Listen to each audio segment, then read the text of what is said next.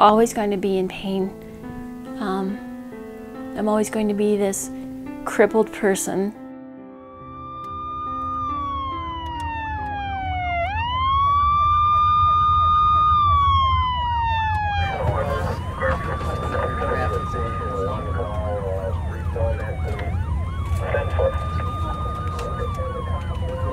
Very violent scene at Trolley Square. Several people have been killed. Among the dead, Kirsten Hinckley, and among the wounded, Hinckley's mother, Carolyn Tuft.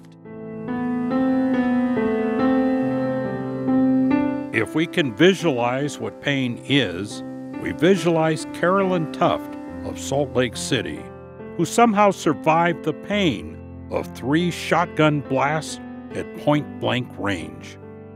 I've got a severe pain in my back where I was shot, and that spreads across, not just in the area where I was shot, but it spreads across my whole pelvic area and both hips.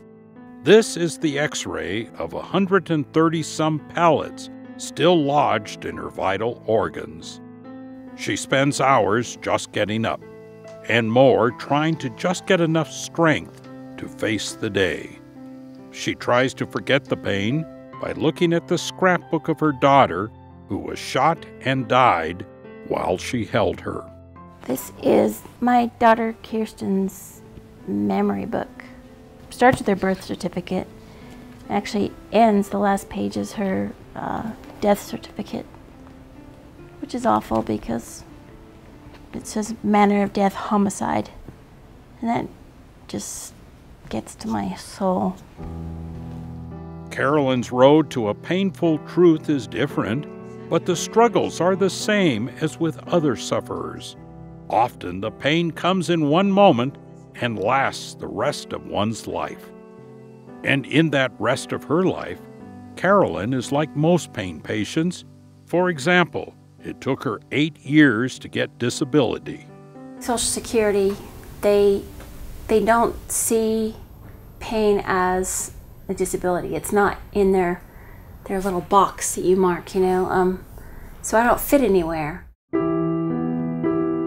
She's gone doctor to doctor, been accused of being a drug seeker, and like many, she fears going to sleep, knowing that she will wake up and it will hurt. I get down a lot. I get depressed and I cry a lot because the pain is so bad. And my life, I've lost my life. I've lost who I was, and I mourn not only for my daughter, but I mourn me, who I was. It's a feeling that Grady feels on a farm in Oklahoma. His pain came in one moment after a botched routine medical procedure. I would have, oh, this is going to sound really bad, I would have taken matters into my own hands a long time ago.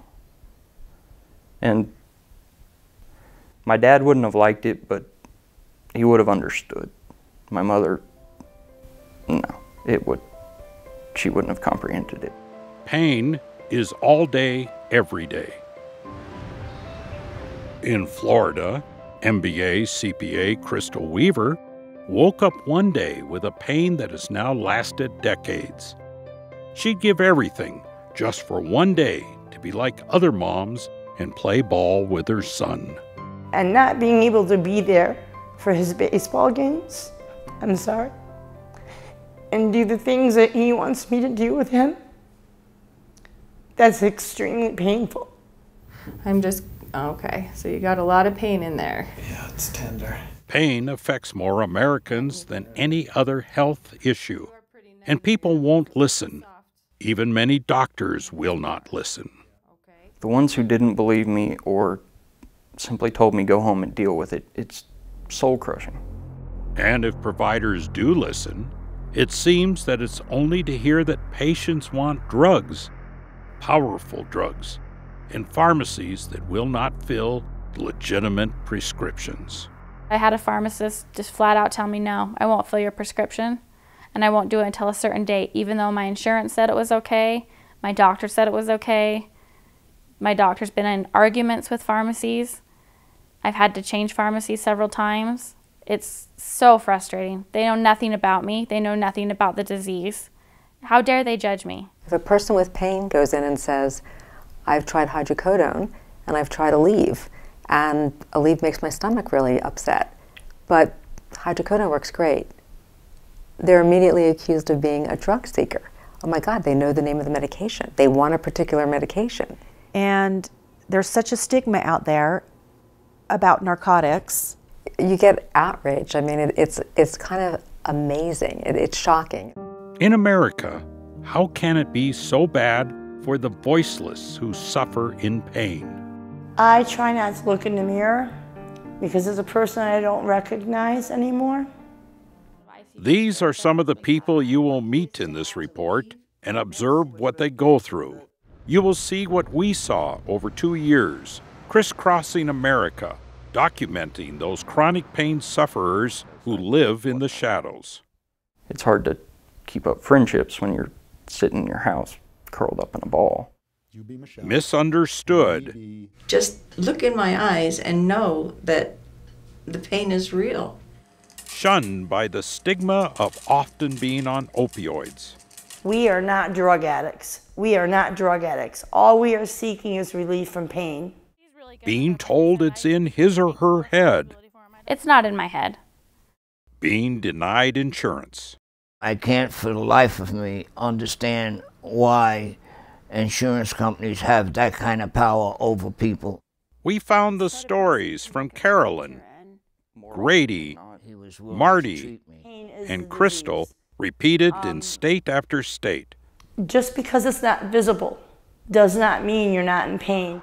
All victims of a broken medical system that failed them, or sometimes even addicted them, one as an NFL star. And I can see people looking at me and pointing, oh, there's that football player that went to prison. Oh, there's that football player that got hooked onto drugs. We also found dozens of doctors and other providers who courageously spoke out against the way we treat those in pain. To refer to it as an abomination is probably too kind. And experts who say it's the economics of insurance that makes ours the worst pain management system in the Western world. Give them a pill and send them home. And what has to change? These are the topics we will cover in this report. Because the odds are about 1 in 3 that you are next. Nearly a third of all Americans will suffer from chronic pain. I consider it a moral outrage. I think that our system is pitiful. I think pain medicine is a business. It's not a profession. I think that for the most part, the medical industrial complex really cares very little about the patient and a patient's suffering. These people want to live, but they just can't stand it anymore. They have nothing to look forward to. They don't sleep, and if they do sleep, they don't want to wake up, because when they wake up, they're in such bad pain, they want to go to sleep. And they get 1 or 2 hours at a time, so now they're sleep deprived, they're depressed, they've lost everything they have, they can't leave their house. Yes, the medical system has failed these people. I don't add value to my son's life, and he would probably be better off without me, because he sees me suffer. If I didn't have my son, I would not be here. You would not be here? No. No. What does that mean? I couldn't live with this amount of pain on a daily basis. No. And what about Carolyn Tuft? It's been years now since the shooting. I have got lead poisoning also, so that makes me sick. So just as the years go by, the pain has gotten worse and worse, to the point where I can barely get out of bed anymore. And if you are next, you will do about anything to divert your pain. When you're in pain, that's the only thing you can think about. I mean, it's the only thing you can process. You will discover, first of all, it's hard to find a trained pain doctor. These people are lucky. They have found a pain clinic that is actually that, a clinic with specialists in pain. Since most go to a clinic because something hurts, most would expect medical personnel to be highly trained in pain medicine. Not so. The past president of the American Academy of Pain Medicine Dr. Perry Fine says med schools just don't teach chronic pain management. We spend twice as much as any other society that looks just like ours in terms of, well, and our outcomes are much worse. Pain is probably amplified in that way because the vast majority of people that are treating chronic pain, through no fault of their own, they simply have not been educated to do it. We do not teach people in medical school. We largely don't teach people in postgraduate training. The million-dollar question is why? Why do they not treat or teach pain in these schools? I can't fathom the reason why. I've asked faculty over and over and over again, you spend all these hours on all these other topics. Why is so little time treated in pain? Nobody really has the answer, but the most common response I get is, well, there's so much to cover. Okay, there's so much to cover. Well, heart disease kills people. So does pain. People take their own lives because they're in so much pain, they just can't stand it anymore. In addition to the human cost of chronic pain, Judy Foreman is a longtime journalist, author, and speaker at medical conventions. She says your dog's vet probably has more pain training. the median number of hours that medical students got in basic pain education was pitiful. It was 9 out of 4 years of medical school. Even veterinary students get more than that. Grady's family has trudged all across America for 15 years looking for treatment. They have tubs and tubs of bills and inconclusive tests to prove it. I told him we'd get him well, and we've done everything that I can do to get him well.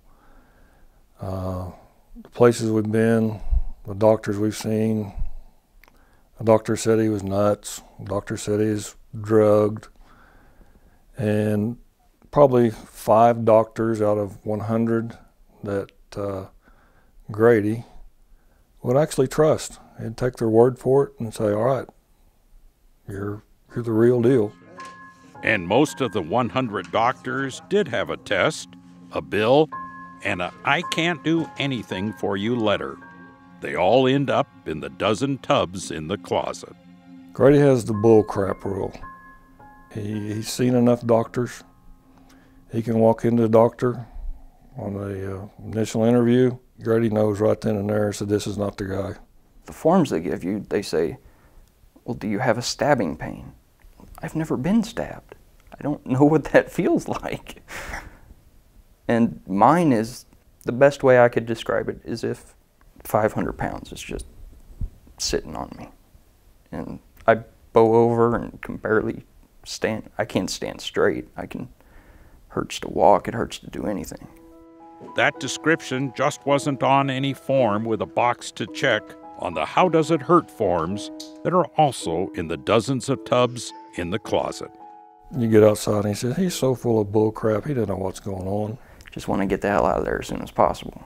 Emily Redd is another of those who has gone doctor to doctor looking for someone who understands. Okay, Mac, you got that one.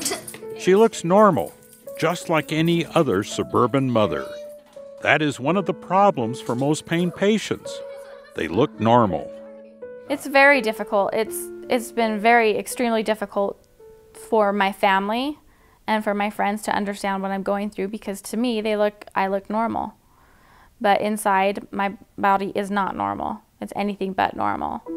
It is the curse of looking normal and going to a doctor. There is no way to see pain. And again, like Grady found, how do you put all of how you feel in a little box on the form? The pain that I felt was insurmountable. It was crazy. It changed my whole life. I had to reinvent myself. I actually had to mourn my old life because everything changed so much. It's very, very painful. I can't even put into words exactly how painful it is. Emily was finally diagnosed with interstitial cystitis, also known as IC. That's been the biggest battle with IC. And because IC is not a very well-known disease, it's very, very difficult to find a good physician. I've seen dozens. It is another curse. Specific diseases of pain are often beyond most doctors' diagnostic and pain management powers. Some doctors say if they cannot see it, then it must not be there. I've been to people that have told me that I'm crazy, that I'm thinking it up and it's not really something that exists. It is also not easy to find a pharmacist trained in pain management. Dr. Jeff Fuden is a board-certified pain pharmacist and writes a blog dedicated to people in pain. Drugstores are a frequent topic. He says pharmacists are often novices in pain management. They come out of school and they are wizards in treating diabetes and cholesterol and heart disease. And those are all important things. But almost everybody has pain at some time in their life. And if they get 2 or 3 hours of pain management in their entire career of school, it's like amazing. So that's an issue. And once a person does find a trained provider, he or she has a good chance to discover the #1 way to mask pain, as well as the #1 way to get an insurance claim paid: opioids. Powerful drugs, controversial drugs. The patient becomes the center of everyone's conversation. One of America's premier addiction experts, Dr. Daniel Elford, says it's the one part of pain management everyone will talk about. Welcome to my world. It's both addiction and pain. So, if you go to a dinner party and you talk to someone about diabetes or hypertension, they generally don't give their opinion about what is the best treatment for hypertension or diabetes, that this medication is better than this or this treatment is better than that. It's more than an opinion for those who suffer. I wouldn't survive without them. For me, what's the better of two evils? It's right. They're scary things to take, and I wish I didn't have to take them. But I wouldn't be here. I don't think I'd keep trying to survive. Practitioners look upon New York's Dr. Russell Portnoy as the father of modern pain management. He searched for humane treatment and found opioids could mask pain in long-term patients. It opened up the debate about opioids and led to more talk about them than pain itself. We're very concerned that fear permeating our society about the use of opioids for chronic non-cancer pain, so-called, results in a reluctance on the part of doctors and other health professionals to give access to these drugs to the patients for whom there is a worldwide consensus these drugs are the first-line therapy. Few argue about the opioid's value for acute pain after a broken arm or even dental work. That problem then becomes a huge problem when you've got a patient with acute pain who shows up in the emergency room, say they've got an arm fracture. And by all means, the treatment of choice would be an opioid. Not for 30 days, but maybe for a few days or maybe for a week. For that patient to be denied an opioid because either they're fearful that they're going to become addicted or their family says, oh my God, you can't give them an opioid, is ludicrous, because that's when opioids have proven efficacy and can really prevent a lot of suffering in that short period of time. Or even opioids at the end of life. But what about the long haul? We also know that they are very important treatments for kind of end-of-life and palliative care for comforting patients towards the end of their life. Chronic pain that isn't going to kill somebody in the near future is where the controversy lies. Experts say there is a difference in being dependent on a medication and addicted. Research shows the majority will not be addicted. It's like those who drink liquor, most will not be addicted. The problem is finding out who will be addicted. How do you determine if someone's truly addicted to these medications? And it's not easy. And so, this is all complicated by poor levels of education in medical school and medical training, both in pain management, but also in addiction, in identifying addiction, in screening patients for risk of addiction. And when there is opioid addiction, life is shattered. Al Gardner knows. The former NFL All-Star is putting his life back together after ending up in prison over drug abuse. He finally found a doctor who worked with his pain without massive opioid doses. Among the dozens of deflated game balls and Super Bowl rings is a story of pain and the painful truth of over-medicating and addiction.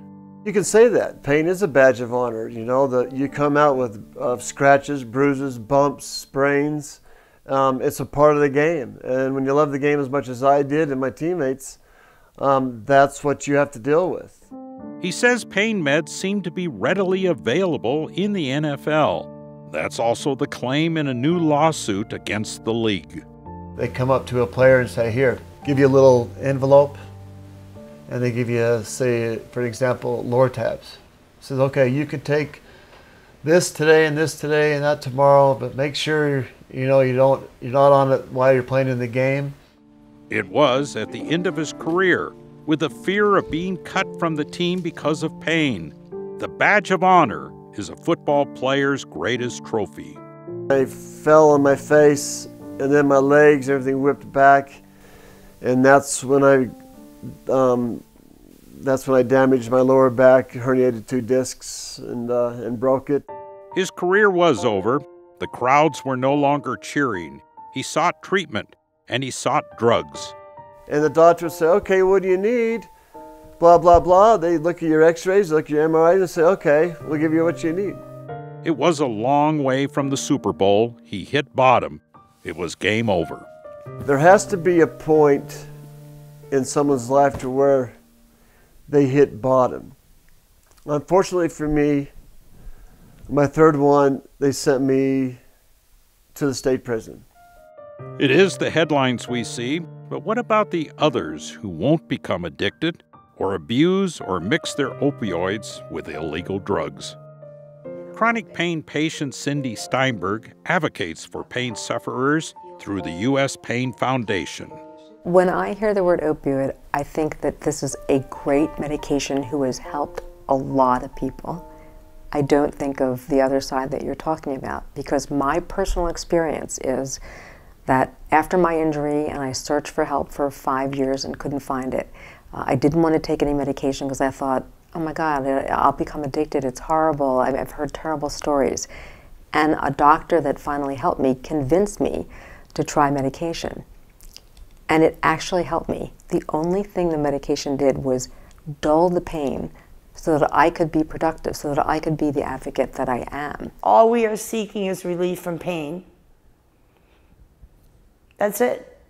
And I've gone to the ER in such a desperate pain, and for me to go to the ER, I know how I'll probably be treated. 75% of the time, the doctor's like, oh yeah, right, you just want some, you want to get high. And so while I think they benefit some patients, I know that they harm some patients. And I do believe there is a role for them, for those patients that benefit. And I do believe that we, as primary care physicians or physicians who treat chronic pain, we can determine over time who's benefiting and who's not, who's being harmed and who's not. However, practitioners are not the only people determining who should get the powerful drugs. The political culture has declared war against opioids and those who prescribe them. The DEA is the army. The pain patients are the civilians caught in the middle. Right or wrong, the DEA is aggressively looking at pain clinics. We obtained court document after court document, all showing the results of DEA undercover work. Dr. John Coleman spent 32 years at the DEA. He is an expert in advising pain clinics. He compares the DEA investigations to a tax audit. It's a routine pro forma thing. It's almost as if the IRS were conducting an audit. The first thing they would do is look at your income tax return.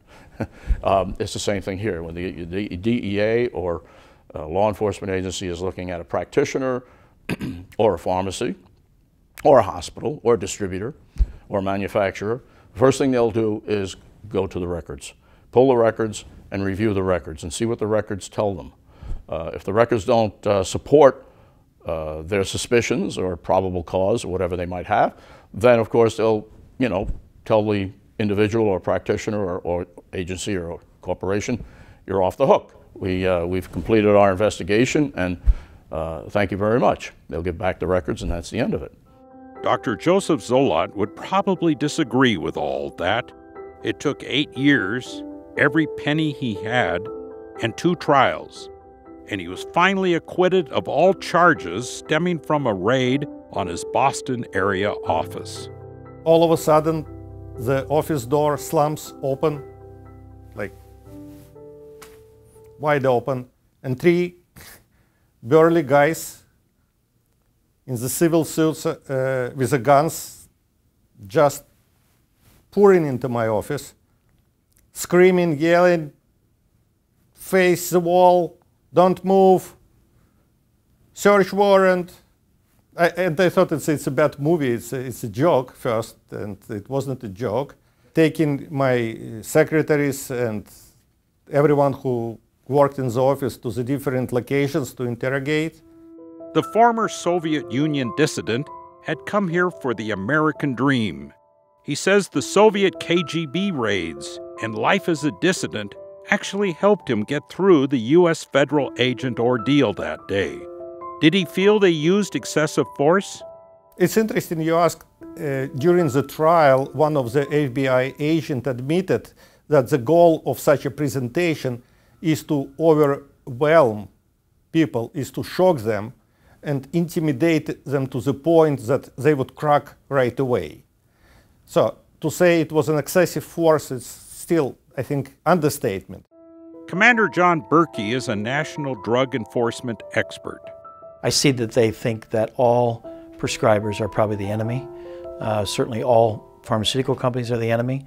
I think that's a kind of a mindset that I've seen kind of in DEA diversion for some time.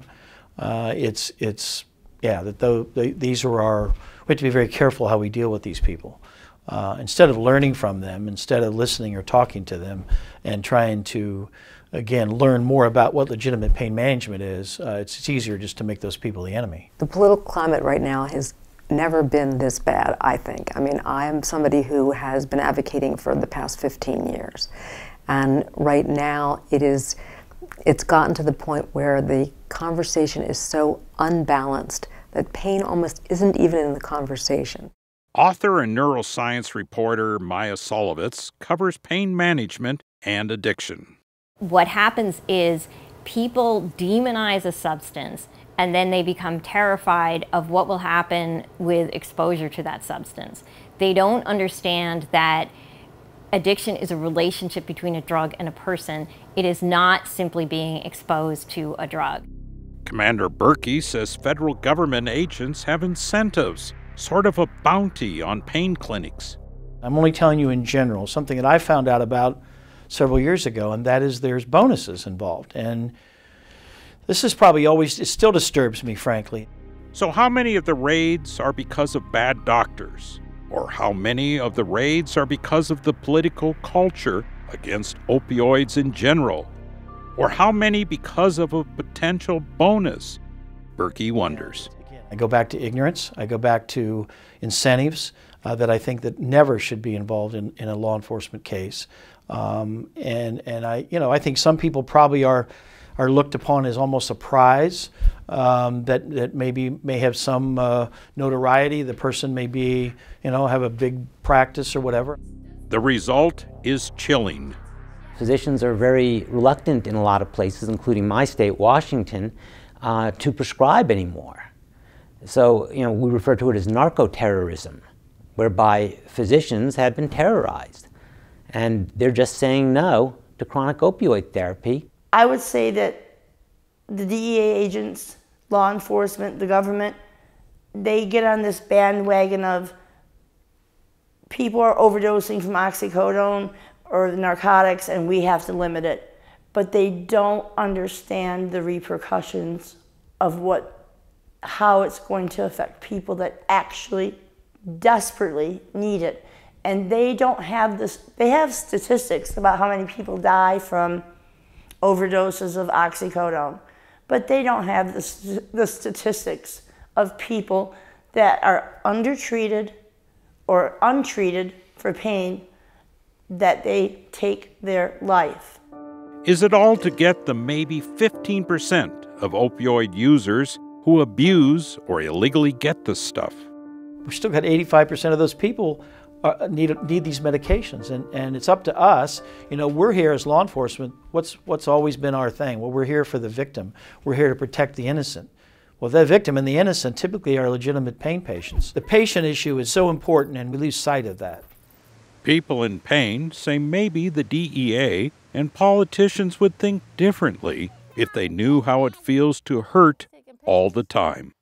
Well, since I can't make them live 24 hours of my life, they would have a different, they'd be singing a different tune. I want them to listen to us and hear us, those, you know, there's millions of us who are trying to survive, who are poor because of what has happened to us.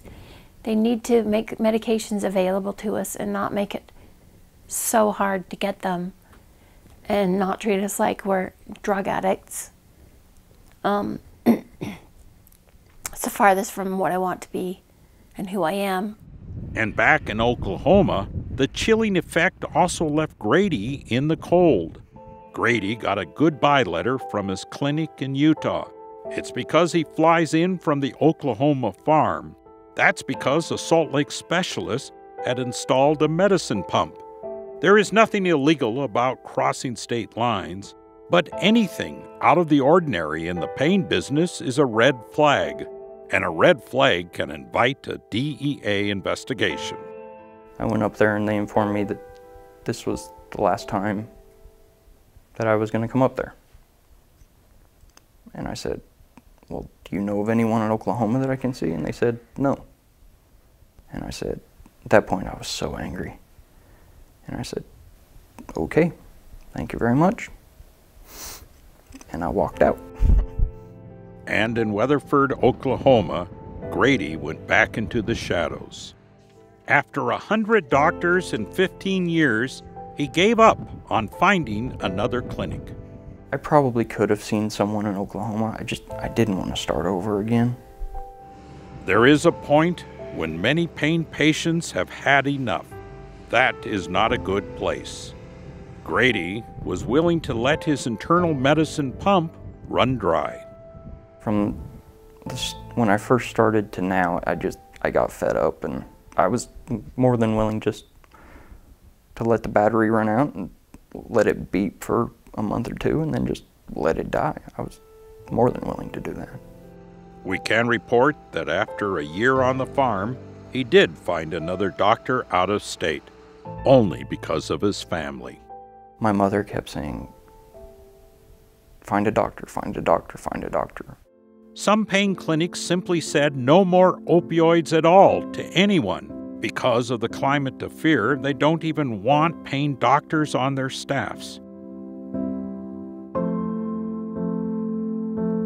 The fear is that next patient a doctor sees really an agent, moaning and groaning and trying to act his or her way into getting a prescription, although Dr. Zollett says they are real bad actors. Those people they sent to set up doctors and to prove that they're criminals. Get education, guys, read about it, and maybe send someone to herniate a disc and then listen from his experience about what pain is. So you would have a little bit better understanding what people with the pain live through. I doubt it will happen. It is not a play or a game. Lawyer Mary Vargas advocates for the disabled in Maryland. She is also a chronic pain patient. Even the legitimate patients now worry how they must act or look just to get help in this climate of fear. It has come to this. What should you wear? People talk about what to look like when you go to the doctor, what to look like when you go to the pharmacy. Like, is it better if you look really ill, if you don't wear your best clothes, throw on the sweatpants and the t-shirt, don't go in your suit, or is it maybe better to go in the suit and look really professional? There's sort of this constant striving of how do I look like somebody that matters and that people care about? So the doctor's office is only part of the climate of fear. Patients meet it head-on at the pharmacy. A legitimate prescription does not mean it will be filled. The pharmacist at one point has acted like my doctor, refusing to give me medication, doesn't know anything about me, tells me that the people that are drug addicts out there unfortunately ruin it for those of us that are chronic pain patients and that do have real diseases and serious issues. Again, if I had cancer stamped on my forehead, would they question me? Probably not. They have the prescription in hand, and with a valid prescription, they can't get the prescription filled for a variety of reasons. And usually what they're told is, for some reason, the DEA won't allow it, which is often not true. Or they're told, you know, we're out of it, we don't have any. Doctors are amazed. Their prescriptions are turned down or changed at the pharmacy. And I think that if you're a qualified pain patient, then what does the DEA have to do with it? You know, when I had a problem with the pharmacy, it was the first time in my life that I really felt like the government was getting involved in my personal life. Well, I'm smiling because when I was with the DEA and I was head of operations for the DEA, oftentimes would get letters from aggrieved patients, congressmen, et cetera, arguing that very point. Why, you know, I have a constituent who has whatever problem and they're being told they can't get such and such because of the DEA. Oftentimes the DEA will be used as the boogeyman in this sort of scenario because it's there and it doesn't fight back and it's kind of quiet and it's big and it's government and so forth. But the DEA doesn't do that. The DEA has no authority to do that. And now we have this other conundrum where they may go to 5 or 6 different pharmacies in order to get the pill. Well, they're pharmacy shopping. They're doing the wrong thing and it shows up that they're doing that. Well, maybe it's not a good indication, is it? They look at you as if you are a drug addict, plain and simple. Most of the people that are overdosing on these drugs or not prescribed these drugs, they may be overdosing on prescription drugs, but that's because these drugs were stolen or somehow diverted. There is confusion, there are excuses, there is fear, and there is the person in pain in the middle. Whatever the DEA, the CDC, politicians, or others are trying, it isn't working. There are still addicts. There are 17,000 opioid-related deaths every year. Doctors say the tragic figures come from misuse, abuse, or mixing prescriptions with street drugs. Heroin use has quadrupled in America, and it all seems to make it worse for those legitimate people in pain. Maya Solovitz reports it's another government blunder from the much criticized war on drugs. What I think is going on is that the war on drugs isn't really about drugs. It's about political agendas and using the issue to send messages. Whatever or whomever is to blame, the problem is very real for people in pain because the stigma is very real. If you are on opioids, or to use the more sinister word, narcotics, you are branded. From patients' aspects, if they're on an opioid, they feel guilty about it. They feel like they're addicted. So that's one of the barriers for treating patients. And so there is a large stigma, and I'm hoping that we can overcome this before we have patients suffer the way they were suffering 20, 30 years ago. Been able to go to work and get everything done that you wanted to get done? The stigma becomes a regular topic at pain examinations. Patient Michelle Gonzalez allowed us to record her exam. Even people I've known for years, I don't dare tell a lot of my friends what's wrong with me or what I take or the things I have to do to live with this pain. They don't know about pain. They think I have a headache or they think I have an upset stomach. I can't tell them. I can't tell them because they immediately think, oh, I had a nephew who was on drugs. Don't be like him. Patients say you're pretty much all alone in your world with your stigma. There might be 100 million of you, but you are alone. And now you have this life that isn't a life. RSD steals your life, but your heart keeps beating. It's not even kind enough to be fatal. It's not like we're lazy You know, I think that we've been, people think, oh, just get up and get moving. It's not like that. It's just a total lack of dignity and respect that really permeates the life of a person with pain. Everywhere they go, they have these added burdens that just don't apply to people with other diseases. And that's why when you talk to people who live with pain, it's very common for people to say, I know this is terrible to say, but I almost wish I had cancer. I almost wish I had leukemia. A diagnosis that wouldn't cast them in a negative light and wouldn't paint them as a bad person or an evil person or somebody who's only out to get pain medication. People in pain feel the stigma so much they are afraid to talk about it in public. They are afraid to tell people they are on opioids. They are afraid to tell employers who will just get rid of them because they think they are faking it all. A support group meets behind closed doors in a church in Chicago. It is a safe place to admit they are pain patients. It is not unlike finding a safe place to have an AA meeting. It is a place to hide among friends, the few friends they know. We can provide a safe space for people to feel better known, to feel understood. They are all lonely moments, and it often just doesn't get better. Emily remembers perhaps the most lonely moment of all.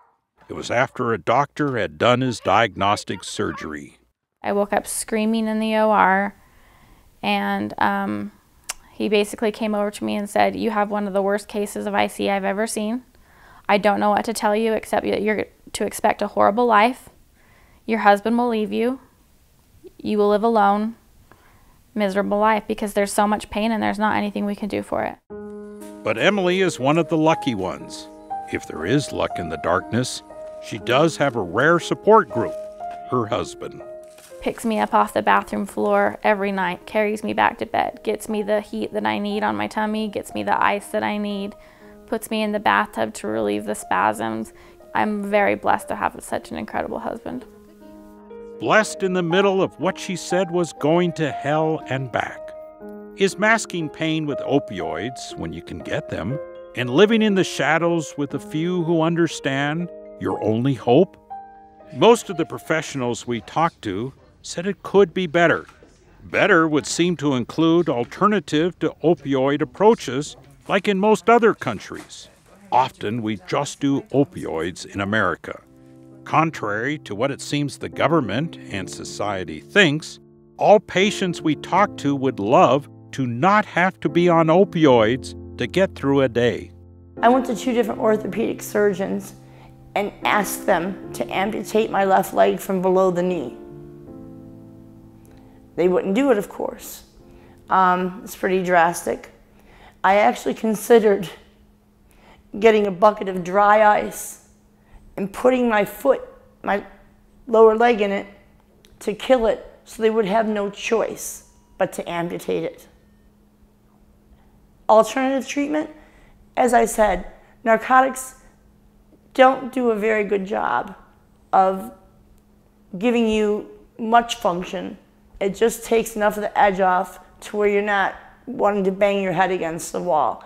I would love an alternative treatment. Crystal is not the only one who would love alternative treatment. In fact, pain experts say countries that have multidisciplinary care have better outcomes. It's basically the standard in Australia, for example. We have to look at the American system whereby a person who has chronic pain will go in, maybe he or she will get some physical therapy. If that doesn't work, then they'll send them to someone for some injections. That doesn't work. They may play around with some courses of medications. That doesn't work, and then the doctor decides that that patient is probably crazy and sends the patient to a psychiatrist or a psychologist. In Europe, on the other hand, and in Australia and other developed nations, they provide services simultaneously. Doctors spoke out, and they put the blame on our for-profit healthcare system. It is driven by insurance and what insurance will pay. Generally, it's for pills. That's because they are cheaper than long-term multidisciplinary care. So people in insurance just keep paying, and it doesn't get any better. This is part of why the United States uses 80% of the world's opioid supply, because the insurance industry says it's cheap and that's what's going to be done. And I think we need to look squarely in the eye and say, insurance carriers, public and private, where have you been? What kind of coma have you been in that you haven't recognized the extraordinary costs and how you're just pissing away millions, tens of millions, hundreds of billions of dollars a year and get nothing for your money. The first program in the country was that at the University of Washington, and that closed down, I believe, in February of 2006. And the reason is that insurance wouldn't pay for it, and the hospital wanted to make money. And what they did is they took the space with the pain clinic and they put up little surgical booths to do cosmetic plastic surgery. Now, biofeedback, deep breathing, I think is probably the easier one to teach. Dr. Steven Stanos has spent decades in interdisciplinary treatment. With Medicare and Medicaid, it's even more difficult, which I think is very frustrating because we have patients that are older, let's say for like example, a Medicare patient that has hip arthritis, they need physical therapy, they need psychology, maybe they've got depression or anxiety, they're not coping well, they're trying to do the right thing, yet the coverage for services is so limited, we really can't do what we want to do. And then we're kind of stuck with just maybe providing medication. Ethicist Michael Chapman sums it up by saying it's a mess. A dependence on opioid therapy because most insurance says no to interdisciplinary care, and then pressure to not write opioid prescriptions. What's a person with pain to do? Patients are suffering, and patients are turning to other alternatives such as black tar heroin, suicide. Not good. Then, just as Carolyn Tuft found during her 7 years of battling excruciating pain, that getting shot 3 times by a shotgun and losing parts of her bones wasn't considered a disability. We found similar stories throughout the country. Grady has hundreds of thousands of dollars in denied claims, $45,000 on one claim alone.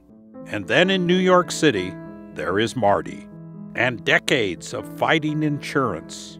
He is one of the millions who was injured at work.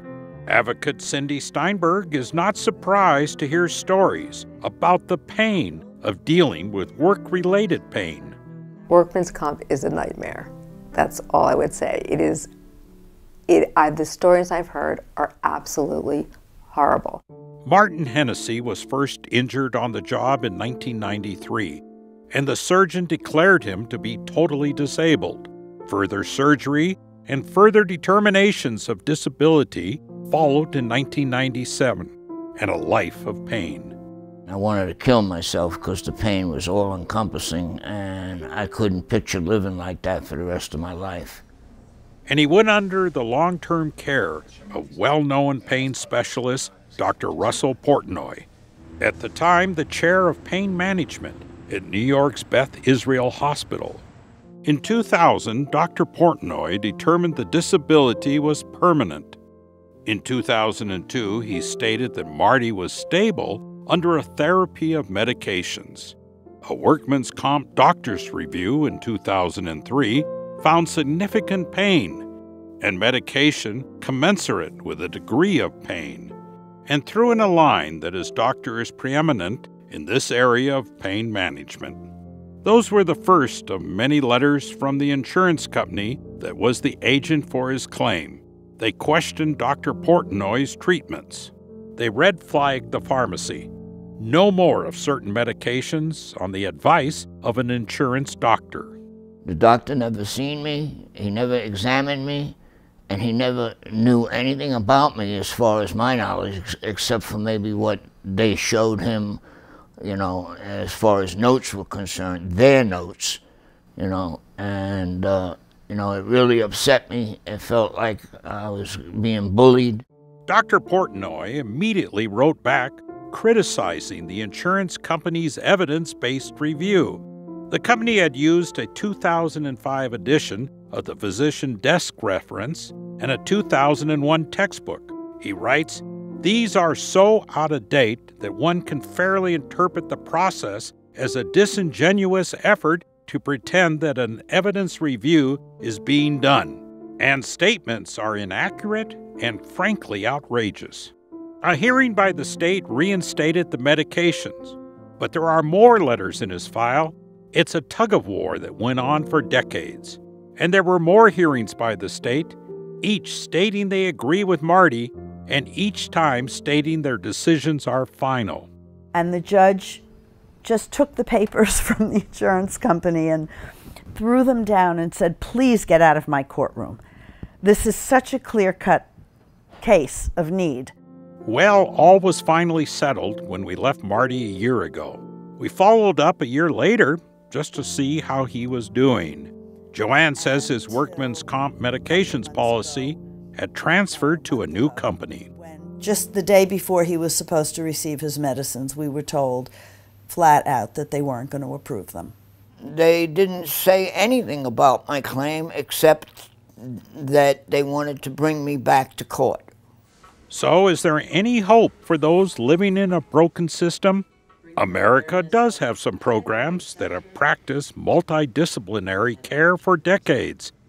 The Rehabilitation Center of Chicago has had some success with biofeedback. This is how your skin temperature going up because you're relaxing. Mirror therapy. Feels like I'm not putting any effort doing it, and it's not any pain. And physical therapy, where one works on what injured him or her in the first place. Graduating patients get back to their lives. This means a lot, and I want to thank everyone in the staff for giving me the opportunity to learn from you and apply it to my life. And like in all medicine, hope lies in research, and the National Institutes of Health offers little in research. The basic numbers at a high level, about $32 billion or so is the NIH budget, and about little over 1% of that goes towards chronic pain, goes to pain research. Somewhere around $300+ million a year. Most of us feel that that's terribly inadequate, that we, for a condition that affects 100 million Americans, more than diabetes, heart disease, and cancer combined, that there should be a significant increasing in the amount of money that goes to pain research.